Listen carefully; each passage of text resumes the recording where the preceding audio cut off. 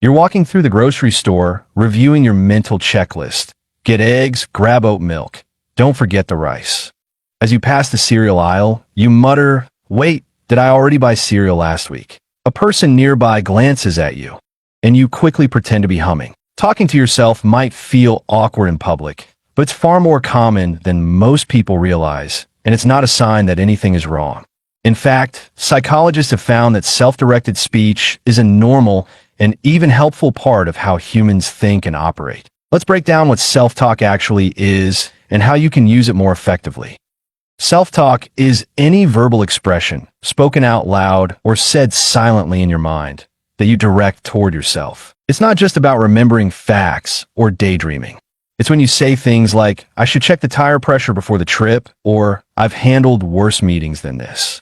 These thoughts are specific, intentional, and tied to your emotions, behaviors, or goals. Many children talk to themselves while they play, narrating actions or replaying conversations they've had with adults. This kind of vocal self-talk plays an important role in learning how to problem solve and manage emotions. Over time, this talking out loud usually transitions to internal speech. But even in adulthood, many people still occasionally speak to themselves out loud, especially during moments of stress or concentration. So what makes this habit so useful?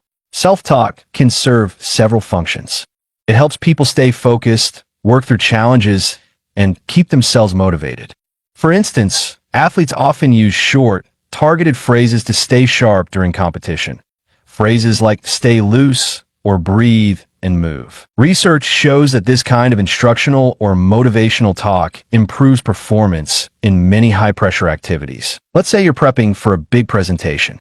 Instead of thinking, "I hope I don't mess up," shift to saying, "You've practiced this." Speak clearly and stay calm. This is known as distanced self-talk, referring to yourself by name or in the second person. This creates a psychological buffer, which can reduce stress and help you feel more in control.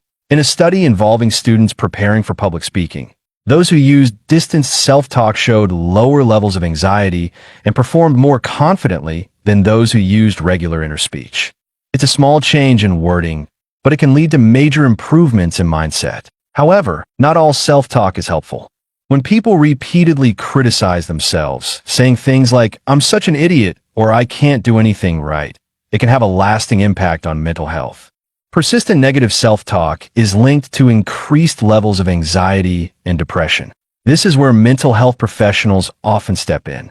A common approach, known as cognitive behavioral therapy, CBT, helps individuals recognize harmful thought patterns and replace them with more realistic and supportive ones.